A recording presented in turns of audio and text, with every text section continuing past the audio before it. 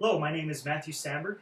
I'd like to thank all of you healthcare employees for coming to this auditorium to receive this presentation today. This presentation is to help you as employees of this healthcare company learn ways to protect yourself from social engineering attacks. By knowing what types of attacks can be used against you and ways that you can protect yourself from these attacks, you will be filling a void in the company's network security system. Now, the first time I heard about social engineering, I assumed that it was a good thing, like hearing about electrical engineering, or mechanical engineering, or even the Corps of Engineers. But it's far from that. Social engineering is a way for attackers to gain access to and steal vital information from a company. Now, to start out with, I'd like to share with you what the company already has in place to protect our customers and your private information. The first security system that is in place is a firewall. Firewalls is a sentinel that stands between the internet and a company's local area network. There's various types of firewalls, from what you probably have on your home computer to the company's hardware device that looks at packets as it tries to enter into the network. This packet filtering is what vets the information before it can get onto a company computer.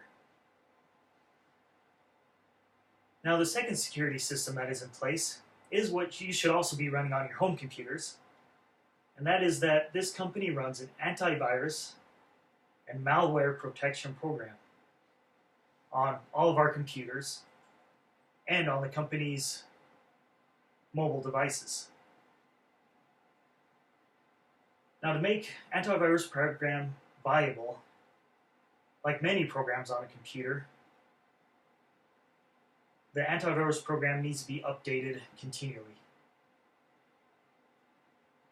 Now, the third security system that is in place is there to protect the company's information, the company's data, and that is through backups.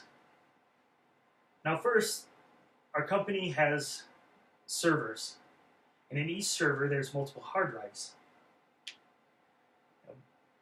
One hard drive will back up onto one or two other hard drives within that server, so that when or if the information becomes corrupted, or if that hard drive completely fails, when a new one is placed in, that hard drive can receive the information back from its backup hard drives.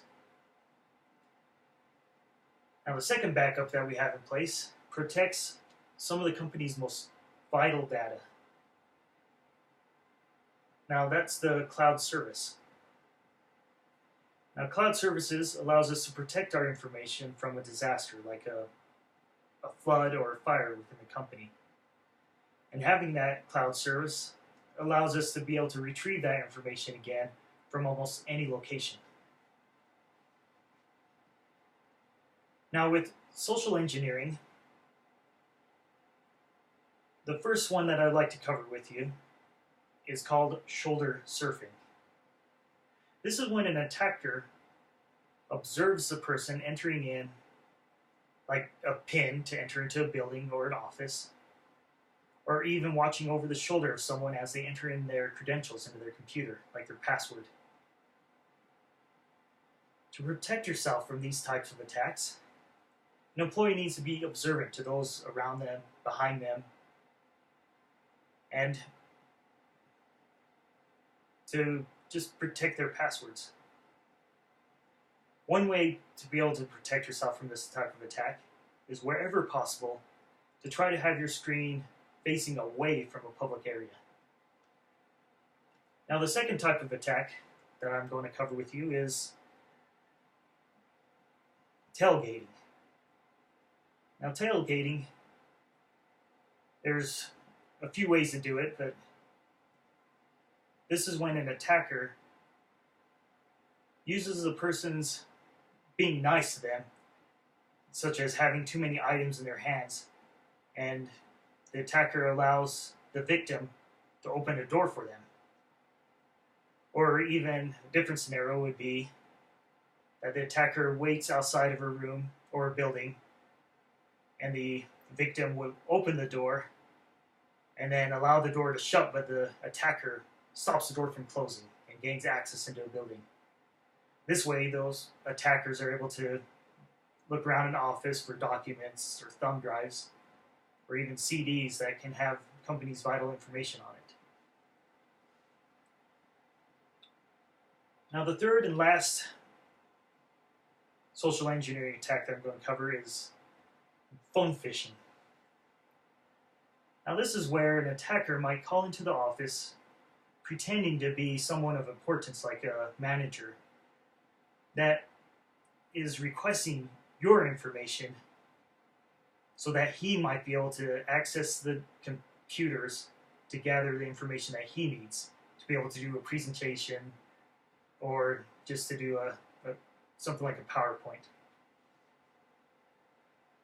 Or another scenario might be that the attacker calls up into an office and claims to be from an IT department. And they say to help the user to fix a problem on their computer, that they need that user's username and also their password. Now, an IT person would never need access that way with someone's username and password. They already have access to those systems. So that is the way that you know to protect yourself from this social engineering attack, is just not to give out information like social security numbers, passwords over the telephone.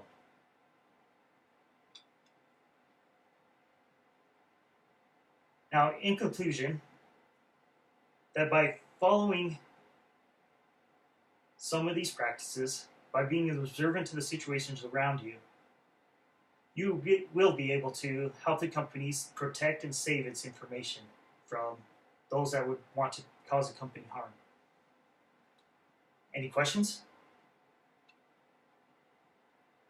I'd like to thank you for the opportunity that I had to share this information with you today. Well, thank you.